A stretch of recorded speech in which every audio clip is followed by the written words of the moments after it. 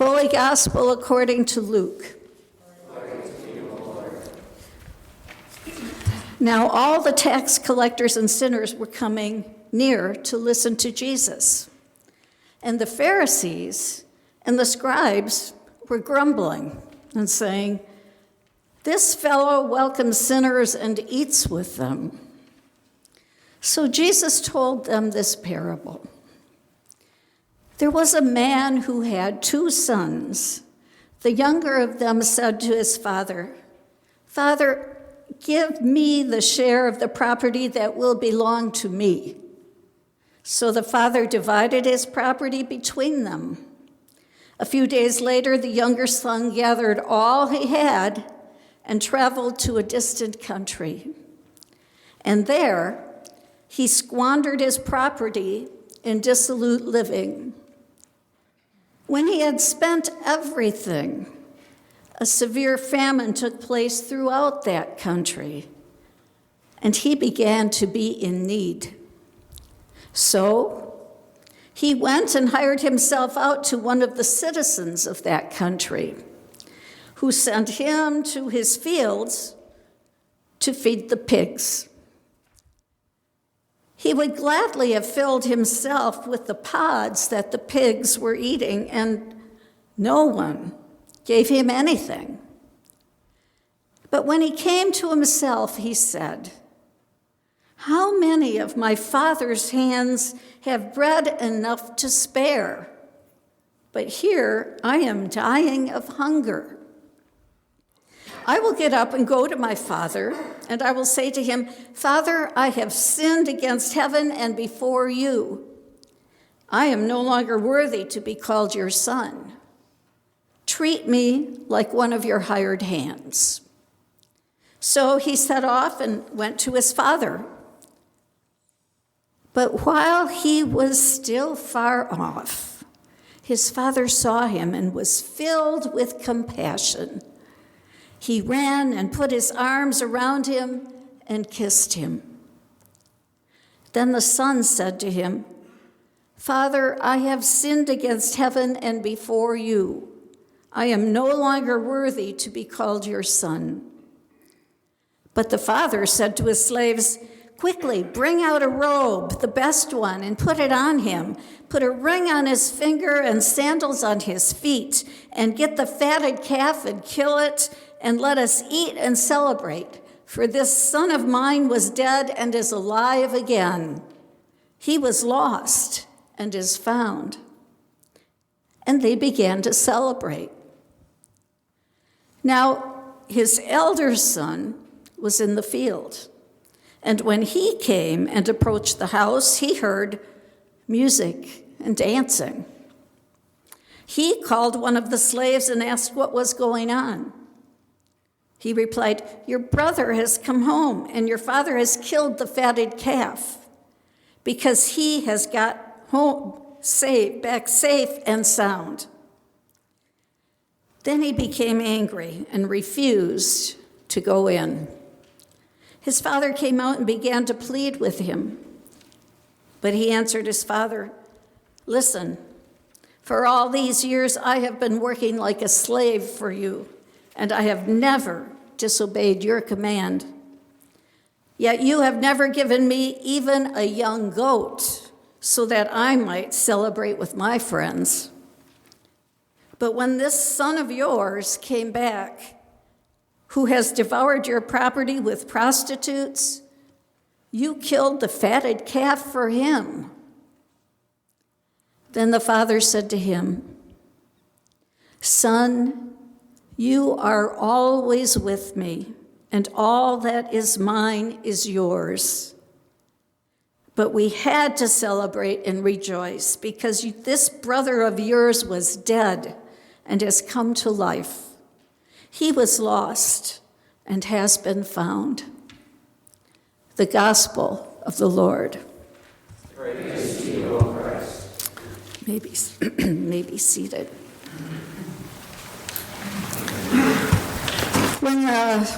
Excuse me, I'm going to get my water.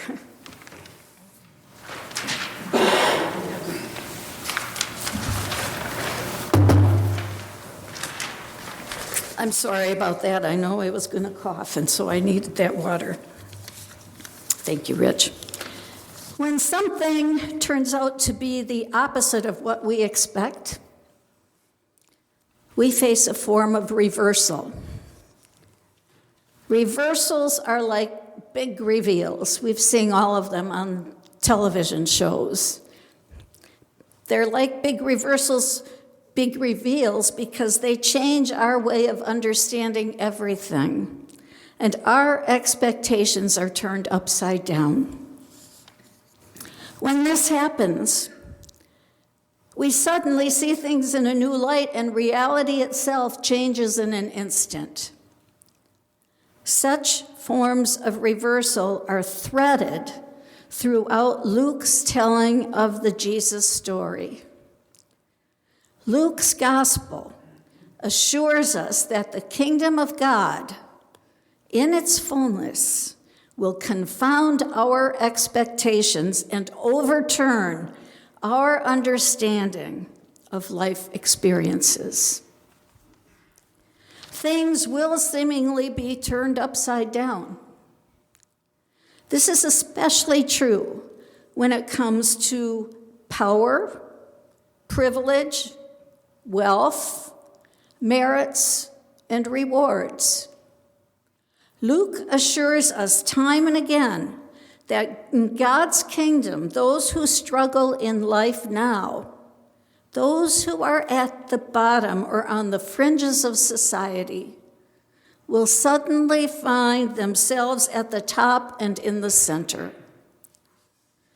Beginning with Mary's astounding prophetic Magnificat at the beginning of Luke's gospel, then throughout the entirety of Luke's telling of the Jesus story, this great reversal is articulated. In today's gospel reading, we get yet another example of the reversal of expectations in God's kingdom. Today, Jesus speaks to us about getting lost, and of all the parables Jesus preached or stories he told, this story of the prodigal son is perhaps the most profound. Today's story tells of a father who had 2 sons. And in this parable, the younger son asks for his share of his father's estate. He comes to his father and says, "Father, divide the inheritance between me and my brother and give it to me now." In effect, he is saying, "Dear Dad, drop dead now, legally speaking." As a parent, when I look at what the youngest son is demanding, I can imagine there is something within his father that dies when he hears this. Anyway, the youngest son gets the money, and the older brother gets the farm and the family business. The younger brother goes off exploring the world and ends up spending all his inheritance on wild, thrill-seeking living. He ultimately ends up in want, working a job where he is slopping hogs for a farmer. Now, it's really important to remember that pigs were an abomination to the Jews, and the people who cared for swine were cursed. So in this story, we are given a picture of a young man who is hungry, destitute, and cursed as he is sitting in the filth of a pigsty while envying the very slop he gives his pigs. All his resources have been depleted, and he reaches the point where he must face his mistakes and his failures. It is in that place that he has a revelation. For this wayward son, that filthy pigsty, that ditch of life, becomes a place of revelation. When he finally comes to his senses, he says, "This is crazy. How many hired servants does my Father have, who all have bread enough to spare, and I'm perishing here with hunger? I know what I'm going to do." So he develops yet one more scheme for his life. He decides he will go to his father and say, "Father, I have sinned against heaven and before you. I am no longer worthy to be called your son. Make me one of your hired servants." He knows he has been as dead in his father's eyes, and he doubts he can ever again go back and live as a son. Therefore, he tells himself, "I will now go back and work to earn my father's favor again. I will be a good servant and do whatever is possible." What happens next is that from a distance, from way off in the distance, the father sees the son returning. And Luke writes that while the younger son was still a long way off, his father caught sight of him and was filled with compassion. He ran to his son, embraced him, and kissed him. Now, did you notice the father never says a single word to the younger son? The father's actions tell the whole story by his physical welcome and embrace. His actions alone say, "I have found my son." And did you notice that the son never even gets a word out of his mouth until after his father's embrace? What a testimony to the Father's love. The Son's confession is not a precondition of forgiveness. His confession comes after he discovers he has already been forgiven. Confession is not something we do to get forgiveness. The truth is we have already been forgiven. The act of confession is something we do to celebrate the forgiveness we have already received. You see, there is nothing, absolutely nothing that we can do to earn forgiveness. When we know how much we have been forgiven, we want to turn back to God. This is truly a reversal of our assumptions and our expectations. Well, what happens next is also astounding. The father says, saying not a word to the son, turns to the servants and says, "Bring the best robe, bring a ring for his fingers and shoes for his feet. Kill the fatted calf and let us eat and be merry, for this my son was dead and is alive again. He was lost and is found." This son, this seemingly good-for-nothing son, is home. He has been raised from the dead by his father's embrace. He has done nothing to earn it. And all that matters is that the father has called for a party to celebrate the finding of the lost. Yes, it is the father's will to have a party. Everything, then, is fine, and the celebration is in full swing. However, now the older brother re-enters the story. He comes up, hears the music and the dancing, sees the waitstaff serving platters of food and wine, and asks one of the servants, "What is this all about? I did not plan a party." The servant says, No, your brother has come home, and your father has killed the fatted calf because your brother is back safe and sound. Then, oh my, this brother is so like us. He is focused on achievement, merit, and reward. And he gets angry and refuses to go into the house. He will not join the party. Instead, he gets out his scorecard. He says to his father, look, all these years I've served you. I never broke one of your commandments, and you never even gave me a goat that I might have a party with my friends. But when this, your son, now notice, he does not say, this my brother. He says, when this, your son, cuts off his relationship, this, your son, who has wasted his inheritance on riotous living, wasted all you gave him with prostitutes, when this son comes home, you kill the fatted calf and you throw a party. The father then responds saying, son, you are always with me, and all that is mine is yours.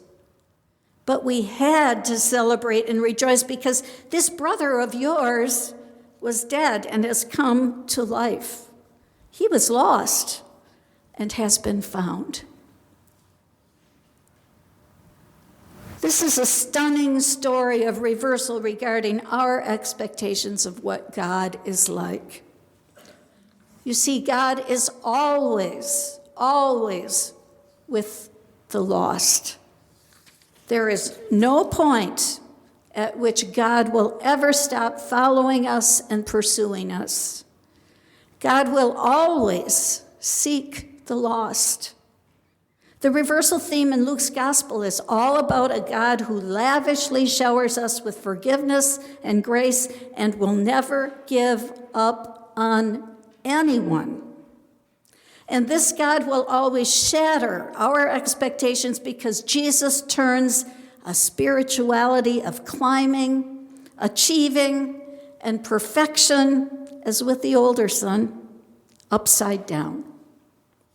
The one who has done wrong and is humbled about it is the one who is forgiven, transformed, lifted up, and rewarded. Those who are proud of how they have done everything right, but also feel superior to others, or feel they are now entitled, are not very open to God's blessing. When commenting on this story, Richard Rohr writes, this is Jesus' great reversal theme. He turns religion itself on its head. We thought we came to God by doing it right. And lo and behold, surprise of surprises, we come to God by doing it wrong and growing because of it. The only things strong enough to break open our heart are things like pain, mistakes, unjust suffering, tragedy, failure, and the general absurdity of life. I wish it were not so, but it clearly is. Fortunately, life will lead us to the edge of our own resources through such events. We must be led to an experience or situation where we cannot fix or control or understand. And that's where faith begins. Up to that moment, it has just been a religion. God is always there with open arms outstretched in welcome for every one of us, ready to receive us with forgiveness, grace, love, and celebration. So come home to love. This is the place where the deepest joy in life is found. Amen.